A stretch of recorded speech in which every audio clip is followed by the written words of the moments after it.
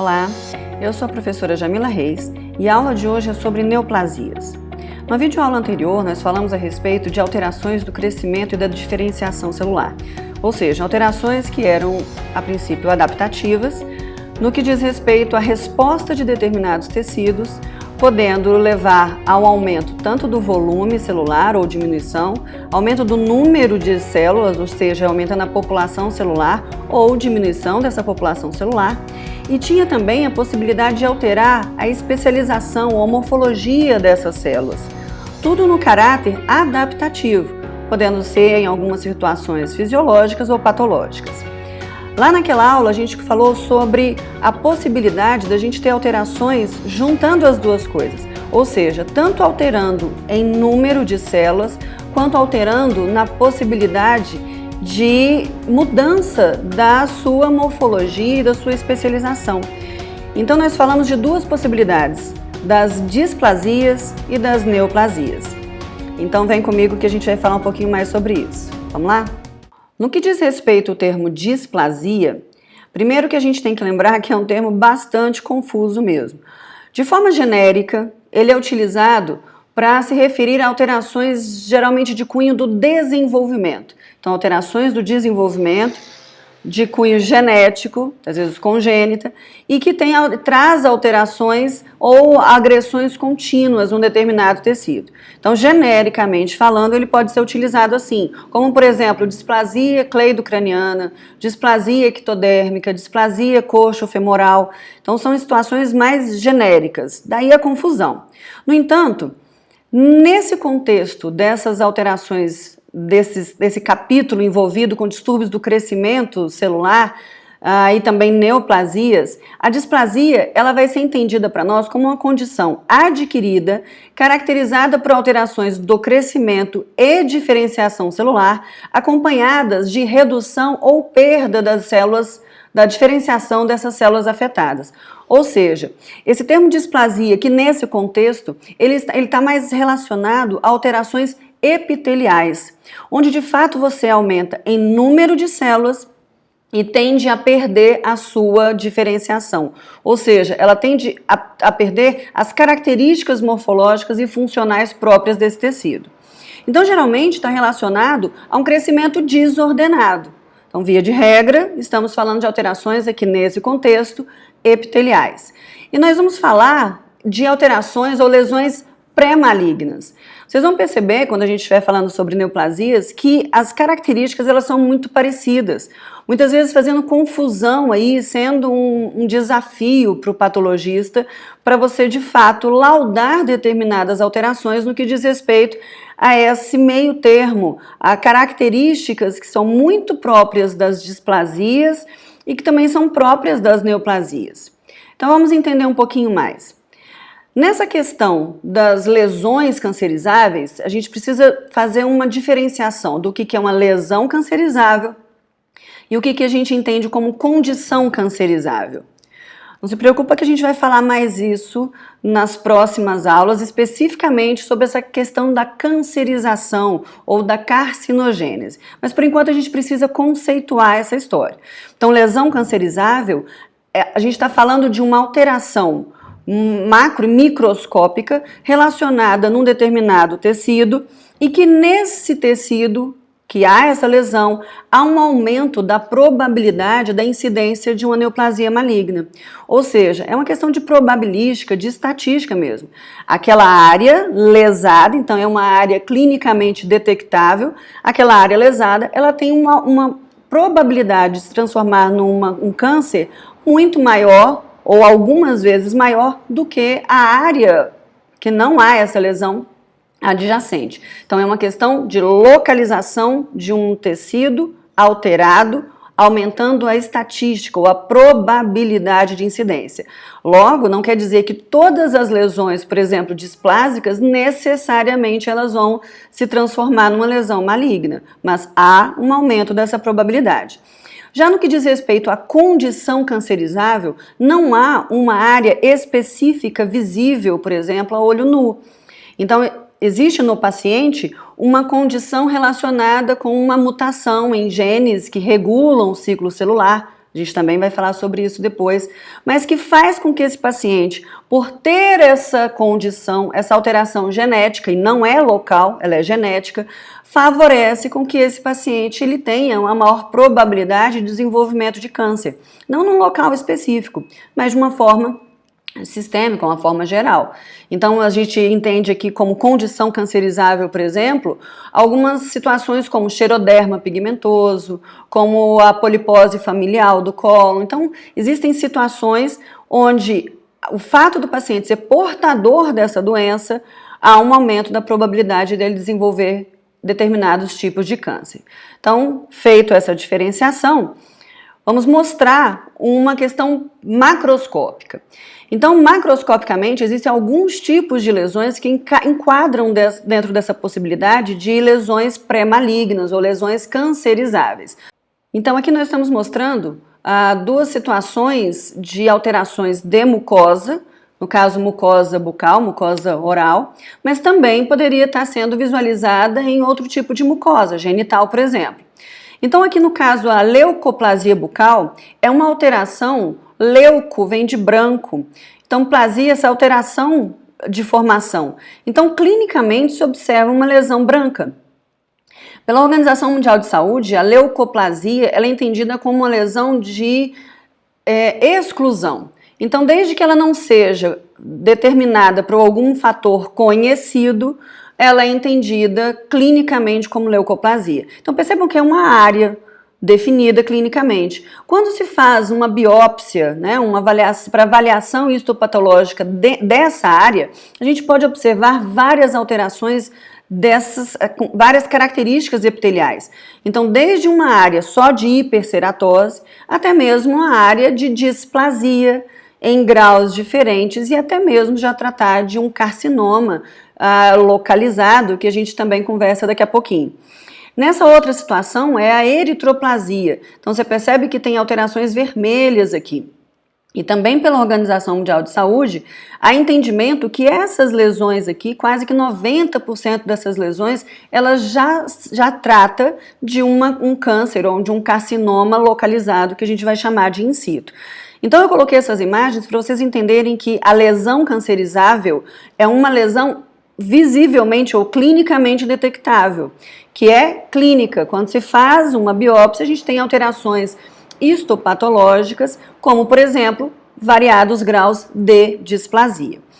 Então, percebam que é uma lesão importante de se diagnosticar em seus diversos locais aí onde ela pode ser acometida, porque a gente entende que, olha, essa área, ela tem uma maior probabilidade de se transformar no câncer se eu comparar com essa área de mucosa normal. Bom, então, histologicamente falando, existe uma alteração, lembra que eu falei que é um crescimento desordenado? É isso que é a displasia no que diz respeito nesse contexto epitelial. Aqui a gente tem um epitélio normal da região cervical uterina.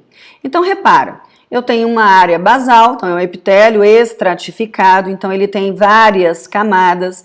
Ele tem uma área basal com células com características definidas, que é o local onde acontecem as mitoses, né, já que é um tecido lábio, um tecido que está constantemente em divisão celular. E a partir do momento que elas vão subindo de camadas, elas vão modificando a sua forma. Então eu tenho uma área mais escamosa, ou seja, as células adquirem essa característica escamosa, uma área mais superficial. Então você tem camadas definidas, onde essas células elas vão se diferenciando até serem eliminadas nessa camada mais apical desse epitélio estratificado pavimentoso. Muito bem. Olha o que está acontecendo nessa displasia uterina. Você percebe que aquela organização, tanto da morfologia quanto da organização dessas células, ou seja, arquitetural nesse tecido, a gente percebe que está alterado. Então eu tenho um maior número de células, então a gente repara que aqui, vou até voltar, a gente tem um maior número de células quanto comparado com essa região. A gente repara que não tem mais aquela camada basal definida, com os seus núcleos definidos. A gente repara uma desorganização nessa região de terço inferior aqui desse epitélio. Então, os patologistas descrevem isso já como uma displasia. Então, laudado como displasia, entende-se aí a maior probabilidade de desenvolvimento de carcinoma nessa área. E aí você tem a questão da gradação. Se essas alterações visíveis aqui, alterações de forma, alterações de número, tanto morfologia celular, então você percebe uma alteração que a gente vai chamar de pleomorfismo celular, ou seja, várias formas, várias alterações de núcleo, maior evidência, por exemplo, de nucléolos.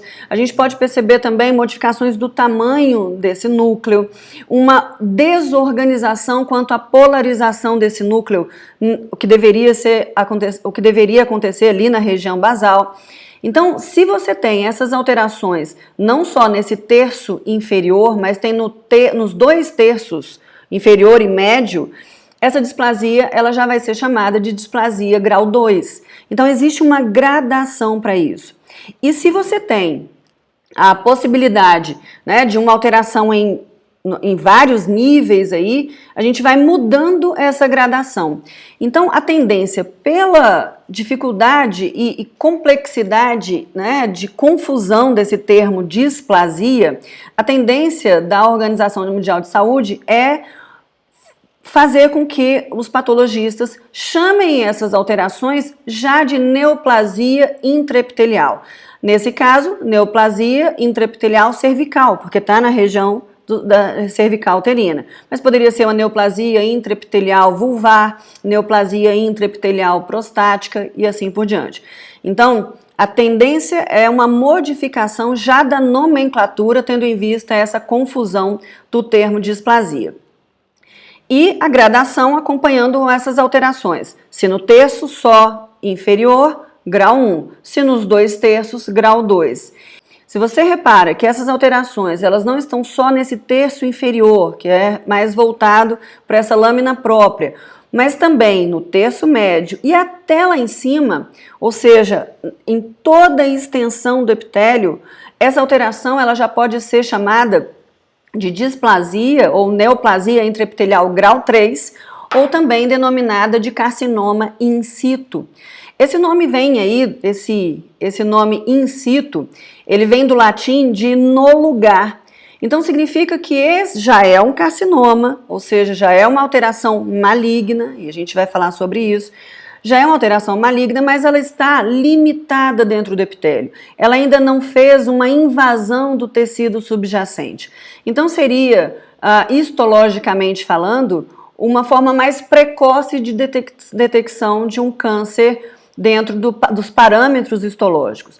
Repara aqui no maior aumento dessas regiões, essas alterações, essa perda da estratificação desse epitélio, né, não só aqui, mas em todo ele. Então a gente percebe células com características mais arredondadas, que deveriam ser características de células basais, lá em cima. Outra coisa que se repara é uma grande atividade mitótica. Então o que a gente está falando? Você tem um aumento do número de células, e você também tem uma perda da diferenciação celular, uma vez que ele vai perdendo as características de especialização, tanto morfológica quanto funcional desse tecido. Bom, então só fechando essa história de displasia, quando você tem uma displasia intraepitelial, dependendo do grau, você ainda haveria a possibilidade de reversão, ainda seria uma possibilidade de lesão reversível, caso tenha sido eliminado o agente estimulante, o agente agressivo local ali naquelas circunstâncias. Assim como nós falamos nas alterações anteriores, né, na metaplasia, na hiperplasia, enfim.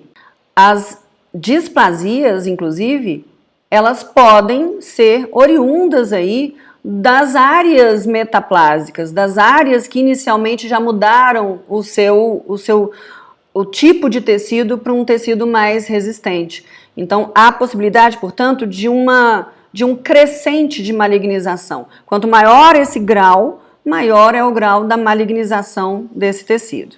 Bom, tendo falado então a respeito dessas displasias, dessas características desses elementos displásicos, né, sobretudo no que diz respeito às alterações epiteliais, vamos falar um pouquinho a respeito das neoplasias em si, ou seja, vamos falar dos conceitos básicos das neoplasias. As neoplasias, elas possuem algumas características gerais. São elas proliferação celular descontrolada, perda da diferenciação celular e autonomia de crescimento. Veja bem, quando você fala que em proliferação celular, é muito importante o entendimento desse perfil de descontrole. Porque veja bem, o que diferencia uma neoplasia de uma hiperplasia? A hiperplasia ela também é um aumento do número de células. Então, etimologicamente falando, neo, novo, plasia, formação, seria a formação de novas células. Na hiperplasia a gente também tem isso. Mas qual é a questão que faz essa diferenciação tão importante num laudo de uma hiperplasia prostática, de um câncer de próstata ou de uma neoplasia de próstata? Percebam que no caso das hiperplasias, você tem um fator, uma demanda, que está estimulando aquele processo hiperplásico de aumentar o número de células, e uma vez eliminada essa demanda, a tendência dessas células é voltar à normalidade. Então a gente tem uma proliferação controlada, sobretudo por fatores de crescimento, hormônios, enfim, que nós conversamos na aula anterior. Aqui não, aqui você tem uma proliferação celular, porém descontrolada. Há também uma perda da diferenciação celular. A ideia da diferenciação celular, ela vem originariamente da questão da especialização de uma linhagem específica. Então você tem lá uma célula mesenquimal indiferenciada e ela se especializa morfológica e funcionalmente num fibroblasto, por exemplo. Então esse caminho de especialização a gente chama de diferenciação celular. No caso das neoplasias, o que a gente tem é um caminho inverso, ou um caminho de desdiferenciação celular. As células tendem a perder a sua característica morfológica, que faz com que a gente identifique, olha, esse é um fibroblasto, esse é um adipócito, esse é uma célula muscular lisa, pelas suas características morfológicas e as suas funções específicas dentro da sua especialização. Então aqui há uma desdiferenciação celular, né? Uma tendência de perda dessa diferenciação celular. Outra característica importante é que esse crescimento, lembra que todas as vezes que a gente fala em crescimento, eu estou falando em proliferação celular. Então, esse crescimento, essa proliferação celular, ela está relacionada a uma certa autonomia. Eu não preciso ter um determinado fator de crescimento falando para aquela célula que ela tenha que se dividir. Então, há uma proliferação descontrolada e uma autonomia de crescimento. Fechando essas três características, a gente conceitua, portanto, as neoplasias como proliferações anormais de células que têm crescimento autônomo e tendem a perder a sua diferenciação. Ou seja, nós juntamos as características e colocamos isso num conceito. No livro do Robbins, ele traz uma especificação que ele fala assim, olha, são alterações genéticas, hereditárias, que vão desde a progênie de células tumorais, desde o início das células tumorais, que permitam uma proliferação excessiva e não regulada, que se torna autônoma, independente de estímulos fisiológicos do crescimento. Aqui a gente já começa a perceber algumas nuances que a gente vai discutir na biologia tumoral, que é elemento para a próxima aula, mas que a gente vai percebendo esse crescente de malignização, esse crescente de perda da autonomia, ou melhor, de ganho da autonomia, né? E que acaba fazendo que você tenha as características específicas aí no sentido da malignidade, por exemplo. Bom, em termos de terminologia, a neoplasia ela pode ser entendida como um tumor. Então, tem um asterisco aí nessa primeira questão da terminologia, porque nem toda neoplasia ela é tumoral. Existem neoplasias que não são de elementos sólidos, como, por exemplo, as neoplasias sanguíneas, elas não são tumorais, né? Por exemplo, as leucemias, né? Enfim, então elas não são tumorais, são líquidas. Então, nem toda neoplasia é um tumor. E vamos ser sinceros, nem todo tumor é uma neoplasia.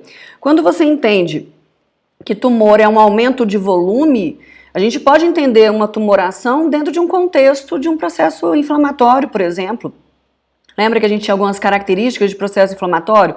Era o rubor, o calor, o tumor. Esse tumor aqui do processo inflamatório está relacionado a um processo de edema, de aumento, né, do local ali, muito por conta do extravasamento de líquido, da exudação celular que ocorre naquele lugar, e não necessariamente não relacionado a um processo neoplásico. Então, tomar cuidado para essa questão. Mas uma vez que estamos dentro de um contexto neoplásico, a gente pode se referir às neoplasias sólidas como tumores. Neoplasia, portanto, é um novo crescimento. E a gente pode chamar esse novo crescimento de neoplasma, desde que a gente não tenha ainda uma identidade, uma caracterização histomorfológica adequada para aquele tipo de tumor, ou para aquele tipo de neoplasia.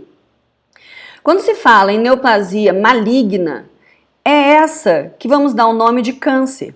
Então existe a possibilidade de neoplasias benignas e malignas. Mas quando nos referimos ao termo câncer, estamos nos referindo às neoplasias malignas. O termo câncer, ele vem de cárquinos e que nos denota aí esse caranguejo. Tanto é que é o do zodíaco, né? Então, caranguejo lá do zodíaco. A própria ideia do cárquinos aí foi dada por conta de características, não só morfológicas, mas como características do próprio tecido tumoral maligno. Então você tem um corpo e você tem vários braços aí dando o entendimento de uma invasão tecidual. Então veja, essa característica de invasão tecidual ela é própria das neoplasias malignas, por isso justificando aí a história do caranguejo.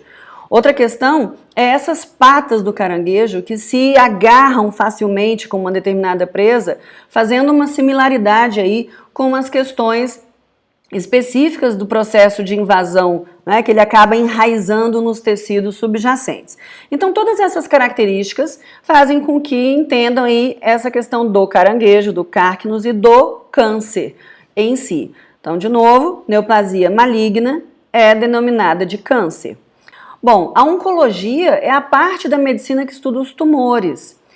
Cancerígeno ou oncogênico seria o estímulo ou agente causador ou estimulador daquele start inicial para as alterações que nós vamos discutir dentro da biologia tumoral.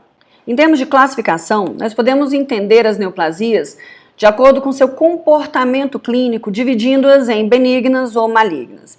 E, obviamente, esse comportamento clínico, a gente está falando aqui da possibilidade de melhor prognóstico, da possibilidade de melhor intervenção terapêutica, da possibilidade de você extirpar e eliminar aquele processo. Então, são ideias relacionadas aqui de comportamento que se espera de determinados tipos de tumores ditos benignos e tumores ditos malignos. Então, está relacionado aí essas possibilidades.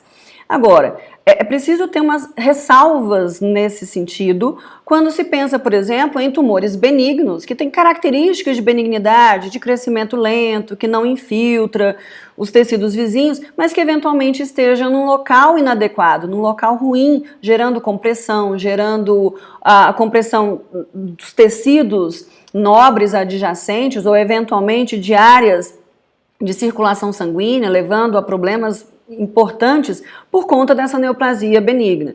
Então, existem tumores benignos em locais ruins que têm comportamentos clínicos ruins. Então, é só para a gente olhar com determinada ressalva essa questão de benignidade e malignidade.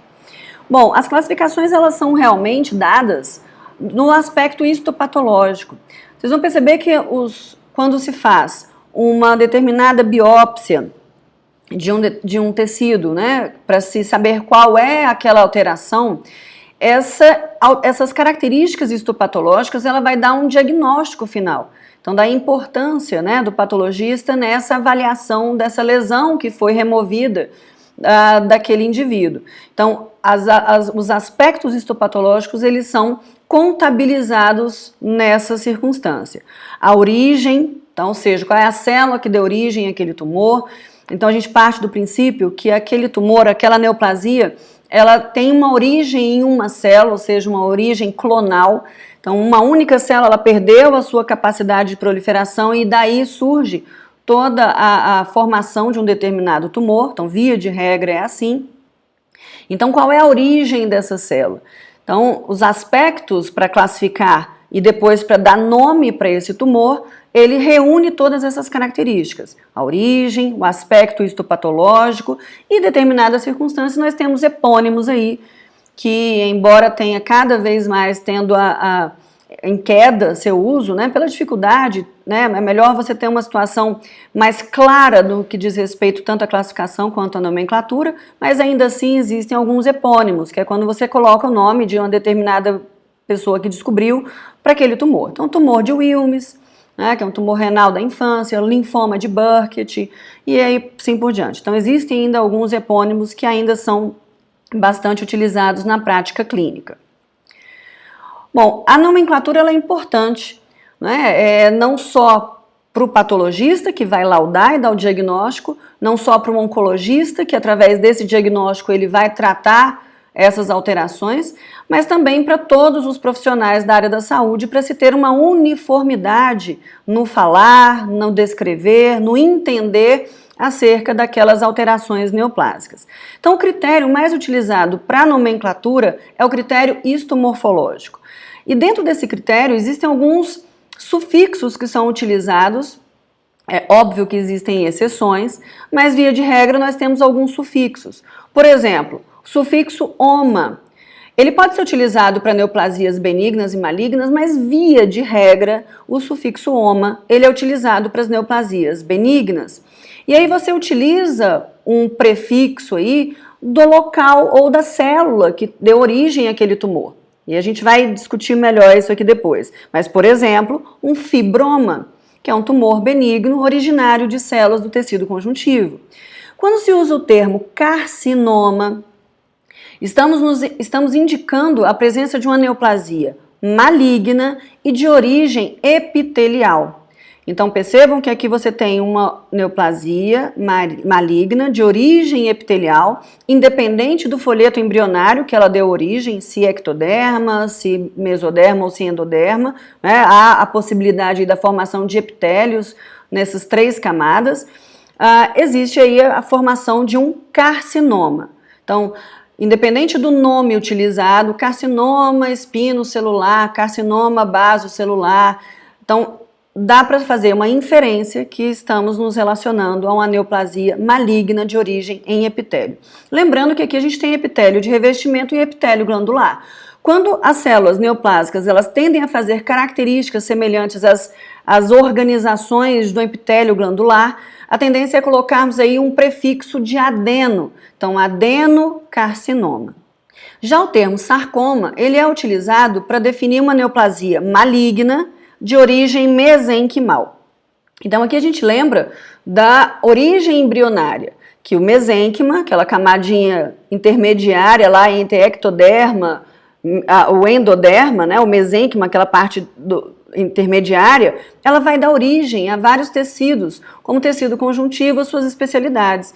Então tecido ósseo, tecido cartilaginoso, enfim, então tudo que vem desse mesênquima nós vamos chamar de sarcoma. Então, se eventualmente você tem ali uma alteração, uma neoplasia maligna de origem no tecido fibroso, a gente vai chamar de fibrosarcoma e não fibrocarcinoma e nem fibroma, que a gente já definiu que seria uma benignidade. Então, sarcoma se refere às neoplasias malignas de origem mesenquimal. O termo blastoma é um termo um pouco mais complexo, porque você pode estar relacionado tanto a alterações benignas quanto malignas, mas que dê uma característica para aquele tecido de células embrionárias. Aquela área tumoral, ela acaba ganhando, pela sua perda da diferenciação celular, características embrionárias. Então, são mais comuns aí em tipos de neoplasias malignas ou benignas da infância, como neuroblastoma, retinoblastoma e assim por diante. Existe uma outra nomenclatura que a gente chama de teratoma, que também pode ser dado tanto a tumores benignos e malignos, agora oriundos de tecidos ou de células multipotentes. Ou seja, uma vez que a origem é de uma célula multi ou totipotente, há possibilidade de nesse tumor você ter a formação de células dos 3 folhetos embrionários. Então a gente pode ter um tumor como esse aqui, onde você tem a parte do conjuntivo, onde você tem a formação de pelo, às vezes unha, às vezes elemento dentário, que está relacionado aí a um ectoderma, e às vezes situações como áreas ósseas que vêm de mesoderma. Então, já que são células totipotentes, que deu início a essa proliferação descontrolada, há a possibilidade de formação de tecidos misturados ali dos 3 folhetos embrionários. Geralmente são tumores que têm origem em gônadas, né? Até para justificar aí essa questão da origem de células TOT multipotentes. Então, possuindo aí mais de um folheto, geralmente dos 3. Esse é o teratoma. Então, só para a gente fazer um apanhado nessa questão da nomenclatura, que é muito importante para nós, a origem do tumor, versão benigna, versão maligna, lembrando que existem situações de exceções, situações de inadequações dessas nomenclaturas, ainda existem, ainda está no meio corriqueiro médico aí, mas geralmente, via de regra, a gente tem. Quando o tecido, o tumor, ele tem origem no tecido de epitélio de revestimento, damos o nome aí de papiloma, né, dando a ideia da formação de crescimentos vegetantes. Já maligno, carcinoma. Do epitélio glandular seria um adenoma, do maligno, adenocarcinoma. Dos mesenquimais aqui, você tem no tecido fibroso a versão benigna, um fibroma, a versão maligna, um fibrosarcoma. Cedo adiposo, lipoma ou lipossarcoma. Cartilagem. Então é importante saber o prefixo das células que dão origem àquele tecido, né? Então, se a gente está falando de termo de cartilagem, lembra que a gente tem, são os condroblastos, os condrócitos. Então, o prefixo condro é relativo à cartilagem. Então, um tumor benigno é o condroma e um tumor maligno é um condrosarcoma. Ósseo, osteoma, osteosarcoma. E aí existem aí algumas alterações, né, algumas fugas da regra, como, por exemplo, as alterações tumores de origem das células sanguíneas, que a gente vai chamar de leucemia. Mas por que não tem uma versão benigna aqui? Uma das características da malignidade é justamente a possibilidade da disseminação.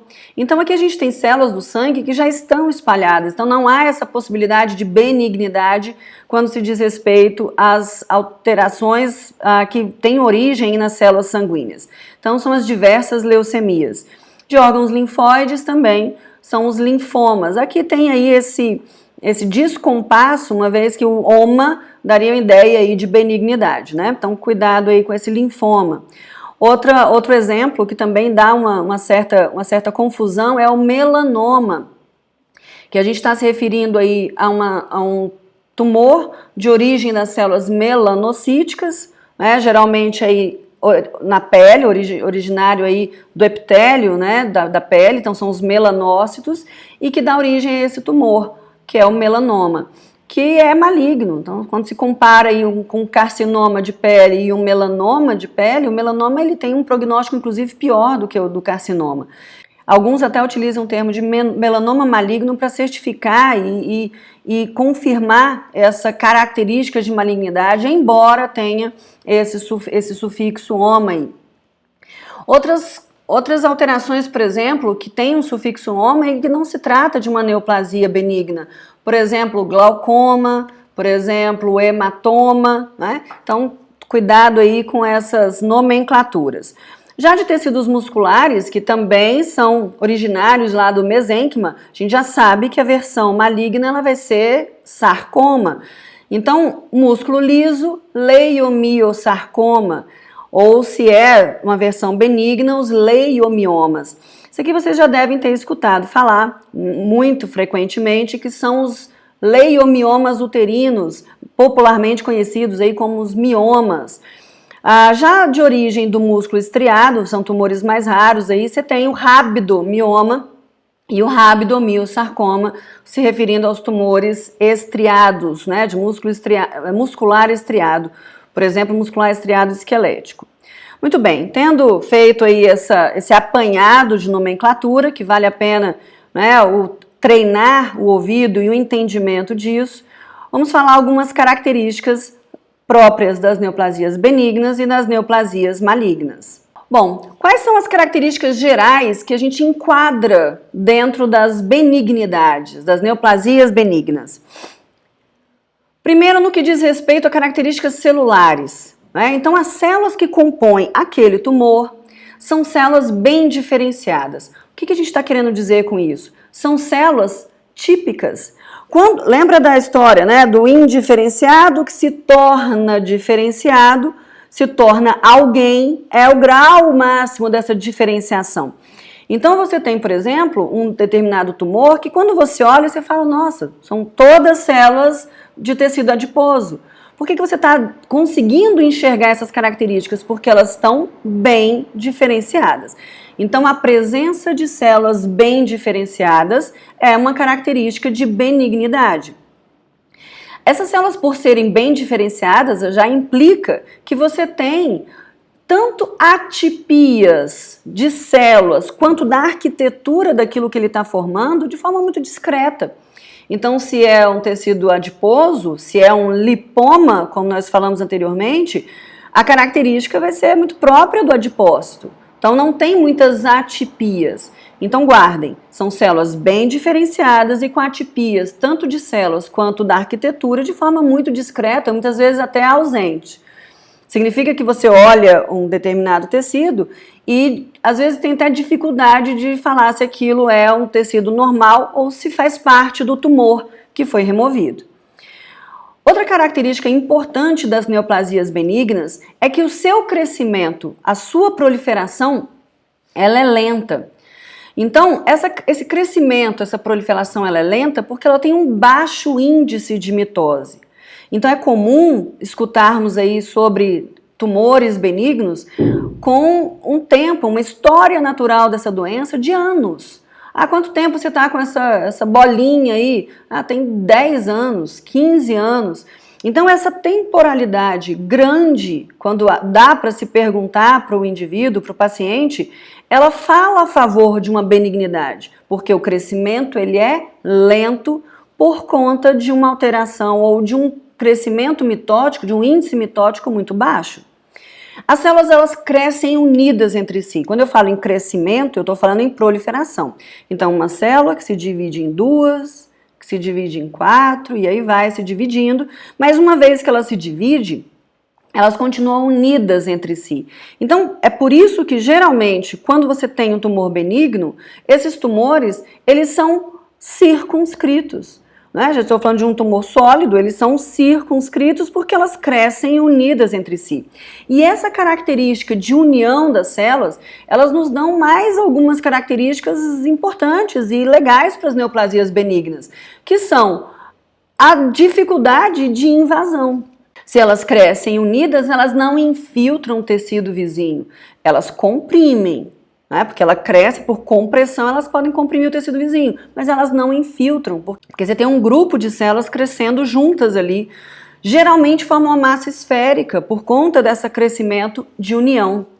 Então o crescimento geralmente ele é expansivo e gera compressão nos tecidos adjacentes e não uma infiltração. Há uma presença de cápsula fibrosa em volta. Veja, se o crescimento é lento, dá tempo do tecido em volta formar um tecido conjuntivo, delimitando esse processo.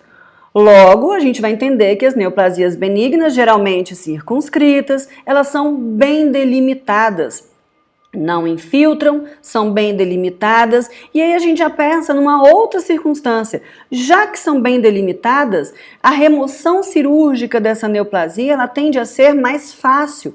A remoção ou exérese dessa lesão, ela tende a ser mais fácil. Uma vez que se tira essa lesão, não há recidiva.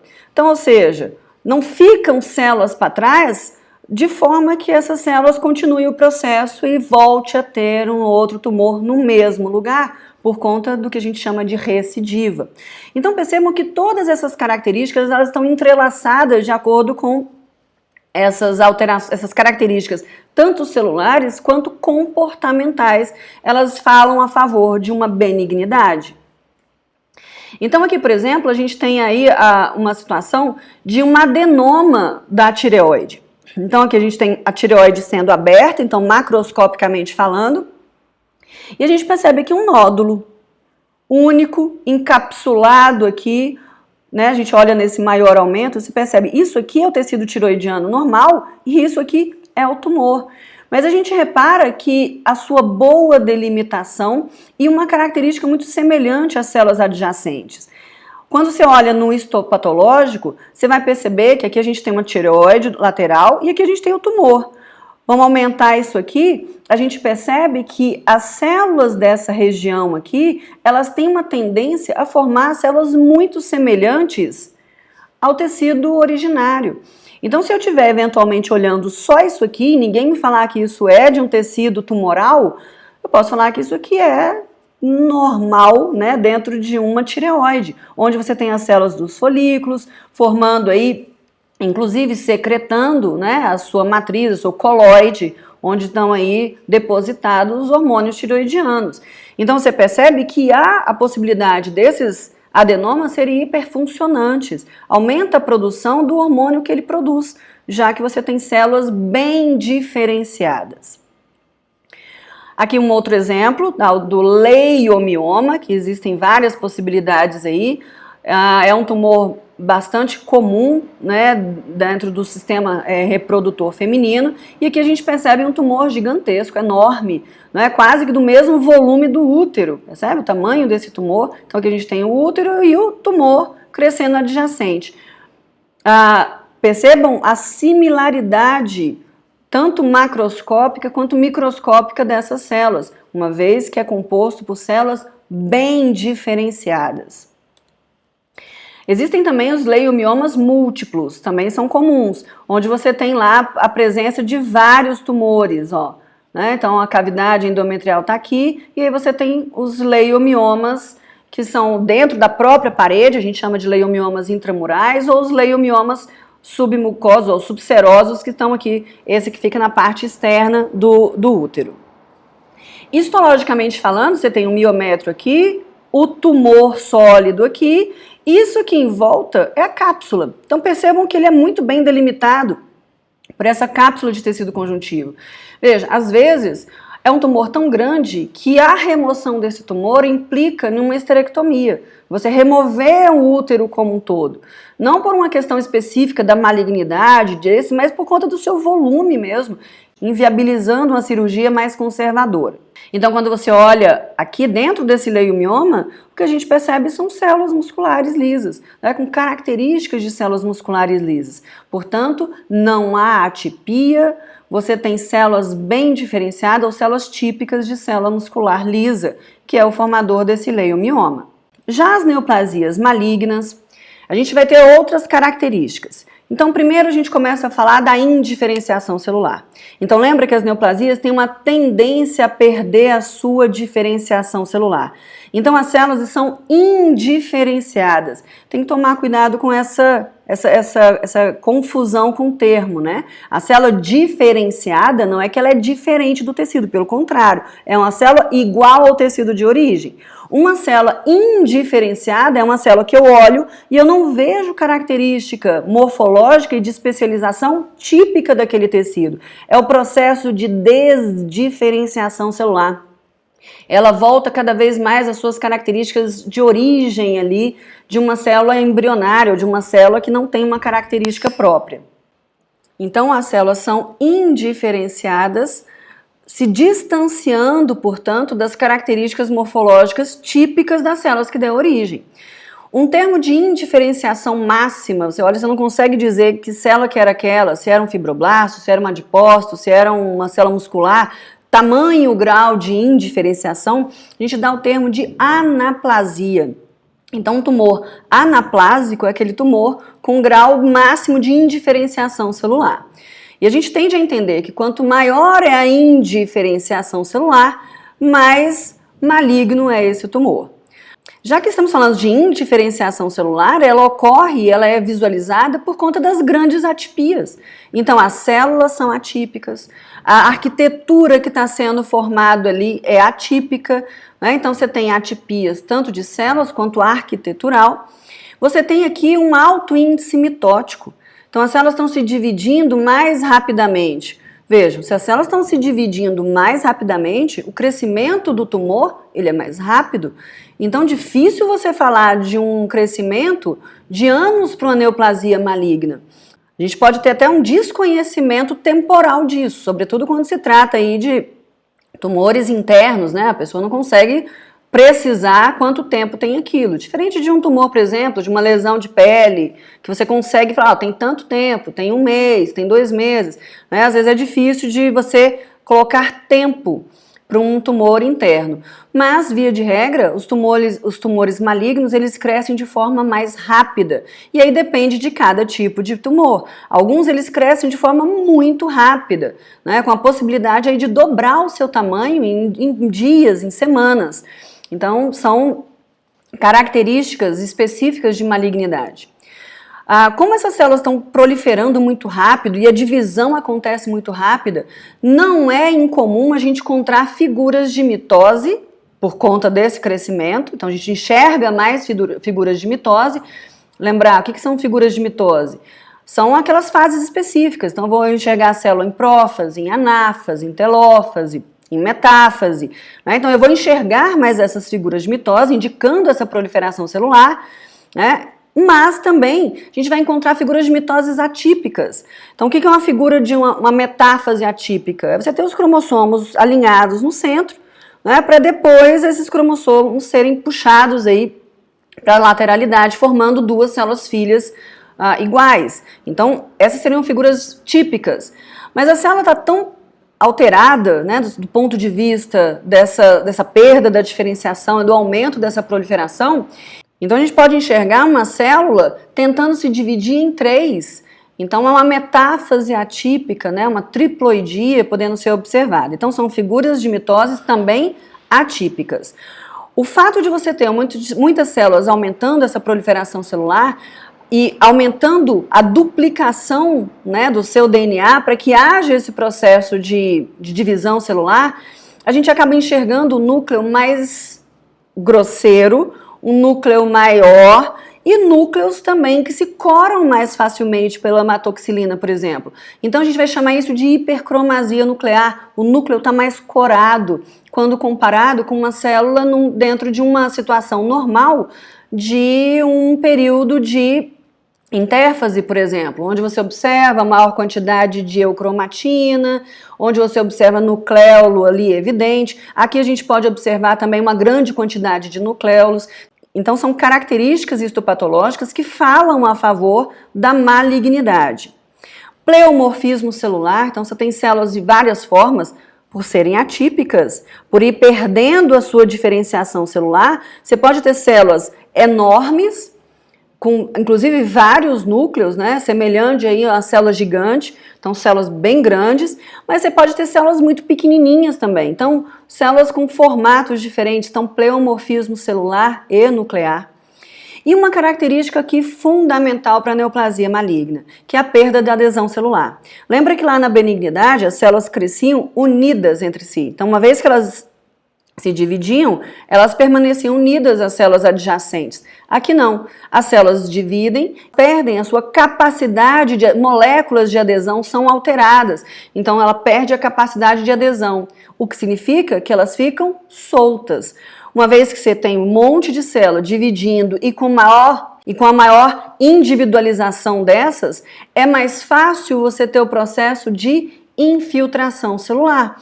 E quanto mais fácil esse processo de infiltração celular, mais fácil dessas células caírem na corrente sanguínea ou num vaso linfático, viajarem por aquele local e irem dar a formação de um tumor à distância, que é o que a gente chama de metástase.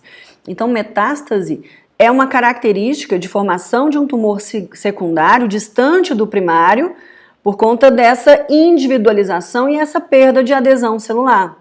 A gente vai falar mais sobre isso na aula de biologia tumoral, mas aqui já dá para a gente entender que metástase é carteirinha de malignidade. Há um crescimento, portanto, infiltrativo. Então, ao invés delas crescerem por vegetante, né, crescerem de forma exofídica, há uma tendência de crescimento infiltrativo ou infiltração.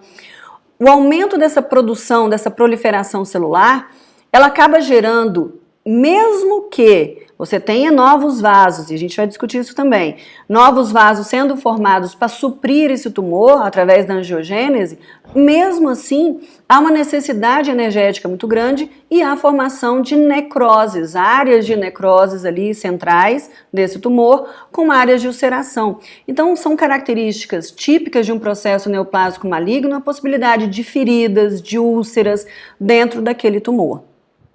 Não tem cápsula. Então, se não tem cápsula, porque cresce muito rápido, mais ainda fica difícil a sua delimitação. Então, a gente está falando de tumores que infiltram, mal delimitados, que invadem e que têm a propensão a dar tumores à distância através do processo de metástase. Bom, tudo isso já implica numa mudança completa do ponto de vista de intervenção terapêutica. Se você tem um tumor que invade, que infiltra tecidos adjacentes, mal delimitado, é muito complicado para o cirurgião que vai fazer a remoção daquele tumor definir o que é tecido sadio, o que é tecido infiltrado. Logo, existe uma figura muito comum no meio médico, né, no meio do tratamento de neoplasias malignas, que é você dar uma margem de segurança, que é o cirurgião ele dar uma margem para que haja possibilidade de células infiltradas ali num tecido clinicamente saudável. Então essa é uma margem de segurança que são definidas aí dentro dos protocolos médicos para cada tipo de tumor. Então a ressecção cirúrgica, a remoção cirúrgica é feita com essa margem de segurança, porque não é bem delimitado, porque as células invadem, porque você não tem cápsula, né? Então você tem essa infiltração. Mesmo com essa margem de segurança, a remoção desse tumor, há grande probabilidade de células terem deixadas para trás após essa exérese, essa ressecção, que geralmente é mutiladora quando diz respeito às neoplasias malignas, por tudo isso que eu falei. Mesmo assim, apesar dessas técnicas mutilantes, dessas técnicas com margem de segurança, ainda assim há tendência à recidiva local. Então, após um tratamento de remoção de um determinado tumor maligno, ainda há que se acompanhar esse paciente por um bom tempo, porque há a possibilidade de células que ficaram para trás continuarem o seu processo de divisão celular e formar um novo tumor, ou continuar a formando tumor naquele mesmo local. Então, percebam a diferença? O que é uma recidiva e o que é uma metástase. Bom, há um efeito exfoliativo. Efeito exfoliativo é um efeito que o tumor ele acaba imprimindo no indivíduo como um todo. Então, há informações de fatores de crescimento, de mediadores químicos, que fazem com que você tenha um suprimento, uma modificação sistêmica em detrimento desse tumor que é local, a princípio local, né, e depois metastático. Ou seja, há um efeito exfoliativo, há um efeito de déficit calórico, há um efeito de quebra de proteína para poder melhorar o processo de nutrição ou de aporte de nutricional para esses tumores. Então acaba tendo, por exemplo, um efeito como a caquexia, que é o emagrecimento do indivíduo em decorrência de tumores já mais avançados. E por fim, também é característica de neoplasias malignas, como eu disse anteriormente, a presença de ulcerações, de hemorragias, né? Então você tem todas essas características falando a favor da malignização ou de um tumor maligno. Então aqui é o carcinoma in situ, que nós já conversamos lá atrás, ou seja, seria a forma mais precoce histologicamente falando desse tumor. Então você tem alterações que vão desde a base da camada basal até a camada mais superficial, com áreas de proliferação, ou seja, mitoses que deveriam ser vistas só aqui embaixo, a gente enxerga lá em cima. Por que o in situ? Porque ele está ainda localizado e ele ainda mantém a integridade dessa lâmina basal. Ainda não houve a invasão dessa neoplasia no tecido conjuntivo subjacente. Aqui nessa imagem do Robbins, ele mostra esse grande pleomorfismo celular. Olha isso, olha essa célula, que coisa esquisita, é um rabdomiossarcoma, é um tumor maligno originário de células musculares estriadas, Cadê a característica disso? Né? Você tem aqui células, o que seria uma fibra muscular com núcleos bastante hipercromáticos, né? Enormes, grandes. Aí você tem uma célula pequena, outra com núcleo central. Enfim, né? Esse pleomorfismo ele é enorme, mostrando aí o grau de indiferenciação desse tumor. Às vezes, pessoal, o grau de indiferenciação ele é tamanho que muitas neoplasias elas precisam lançar mão, né, os patologistas precisam lançar mão de um painel imunohistoquímico para definir qual é o tecido de origem, já que histologicamente falando, fica difícil de definir qual é o tecido originário. E faz diferença do ponto de vista de tratamento, se é um carcinoma fulano ou se é um beltrano, o nome, qual é a característica, que célula que deu origem para essa neoplasia. Nessa imagem aqui do Robbins, a gente percebe aí a comparação de dois tipos de tumores endometriais de origem de músculo liso. Um é o leiomioma, tá aqui desse lado, é um tumor sólido, um tumor geralmente bem circunscrito, que quando você tira para observar na microscopia, você percebe ter sido formado, né, um tumor formado por células bem diferenciadas. Então ele tem cápsula, ele não é invasivo, ele não é metastático, o crescimento é lento.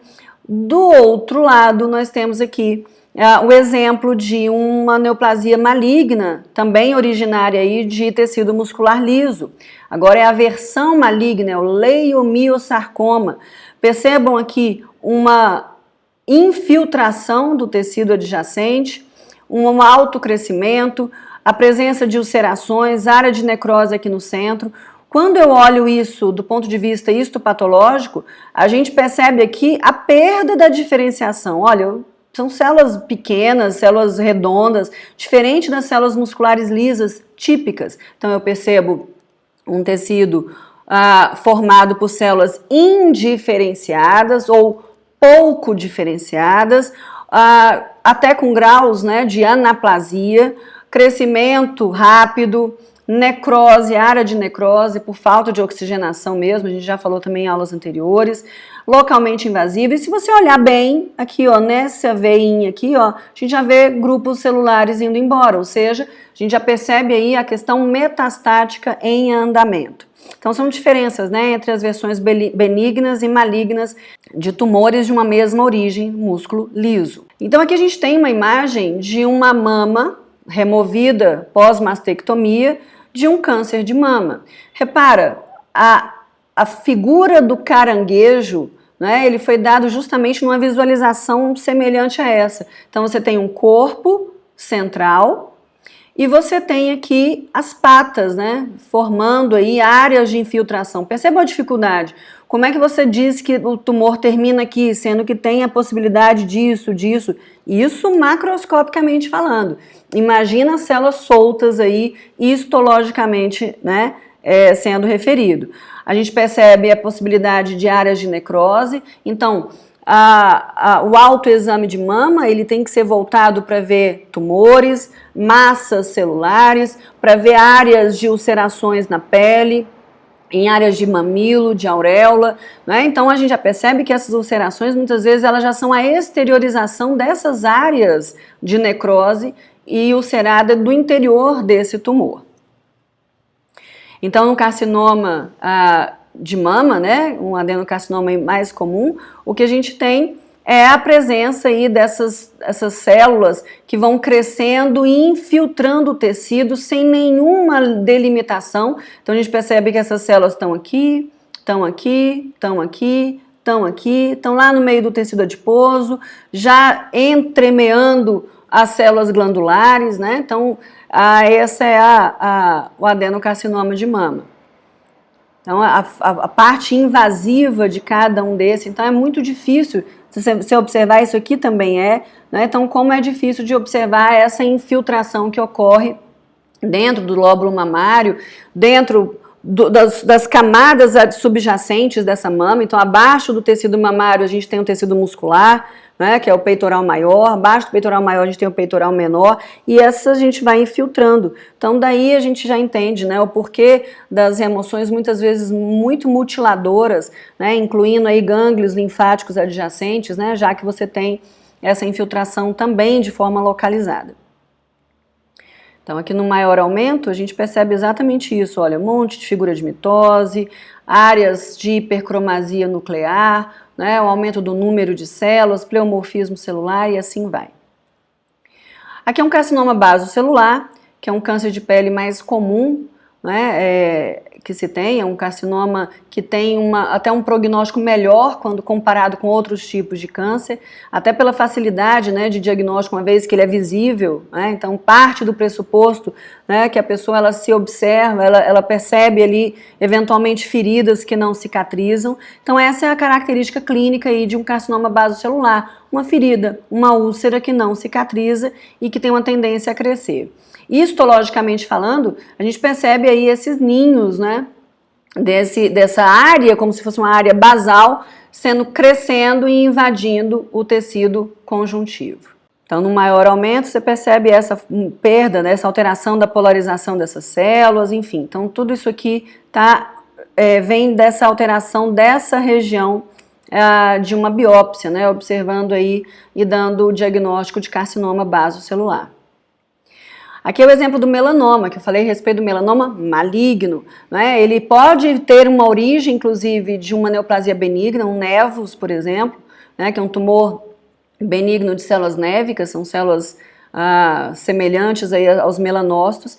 E aí você tem essa possibilidade desse tipo de lesão, que tem um prognóstico pior do que o carcinoma de pele, né, do que o câncer de pele mais comum, mais usual, que é o carcinoma basocelular, e a gente percebe aí a alteração de cores. Então, aquele sistema ABCD lá que você observa, né, alteração de matizes de cor, de borda, de tamanho, é importante observar o crescimento dessas pintas, né, dessas manifestações.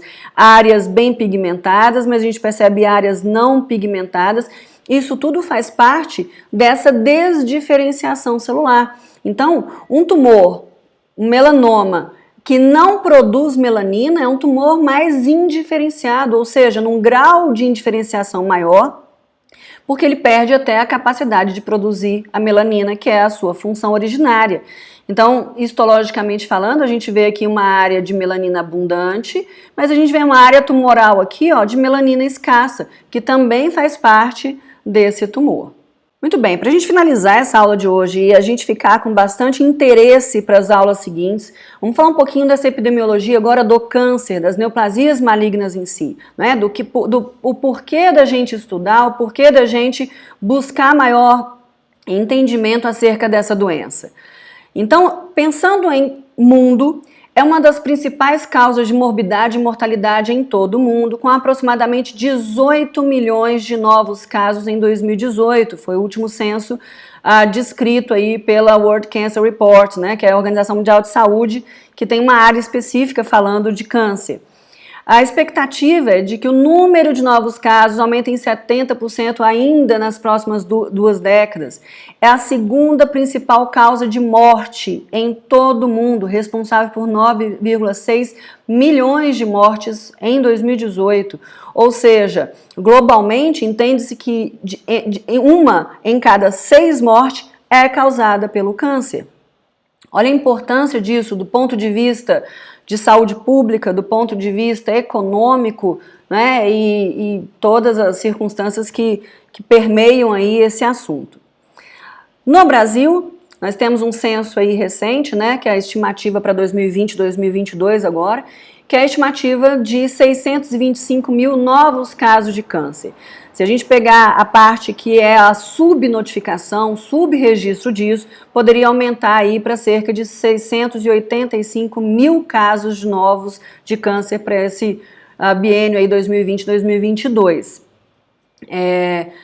Ainda do ponto de vista do Brasil, a gente percebe alguns tumores, né, que são diferentes aí para homens e mulheres, do ponto de vista de incidência. de prevalência para cada um dessas duas, né, dos dois gêneros. Então você tem aqui para os homens os principais tipos de câncer: câncer de próstata. Aliás, estamos agora no Novembro Azul, né, que se refere aí do cuidado do homem, sobretudo no que diz respeito ao diagnóstico precoce do câncer de próstata, que está no topo aí, com 29% dos tumores nos homens.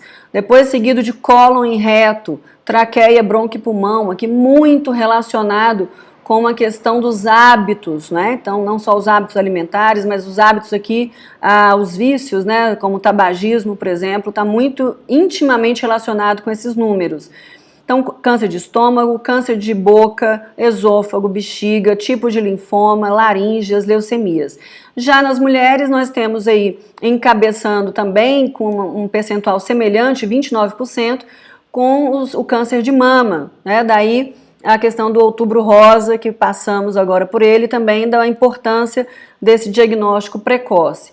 Cólon em reto, colo do útero, traqueia e brônquio, né? A gente percebe que esses valores também têm aumentado por conta da mudança do perfil também, né, da mulher. Glândula tireoide, estômago, ovário, corpo do útero, linfoma. Então são os principais tipos de câncer associados ao sexo, né, no Brasil, estimados aí para 2020/2022. E aqui no Distrito Federal, nós temos aí também, né, acaba que vai ficar pequeno para vocês enxergarem, mas tudo isso pode ser observado, né, entrando lá no site do Ministério da Saúde e observando, né, fazendo o download aí desse caderno que se faz de estimativa pelo INCA. Então, acho que é interessante observar isso, fazer o download e acompanhar, né, esse caderno que acaba discutindo um pouco mais sobre cada tipo de câncer, sobre regiões específicas do Brasil. E para o nosso DF aí, nós temos a estimativa bruta de casos para homens, de 3.940 casos só para homens, e para mulheres um total aí de 4.720 casos. Então, uma incidência maior aí nas mulheres do DF de câncer, né? E aí a gente tem aí o papel do câncer de mama ajudando aí nesse aumento dessa incidência. Bom, gente, então acho que a gente já falou bastante sobre a questão conceitual, de nomenclatura, de entendimento, importância epidemiológica desse assunto. Então eu espero vocês para as próximas aulas, onde a gente vai entrar mais do ponto de vista bioquímico, das características celulares, bioquímicas e biológicas do tumor, então a biologia tumoral, e também desse processo de formação do câncer, que é a carcinogênese. Então eu espero vocês nas próximas aulas. Não deixe de assistir não, hein? Abraço!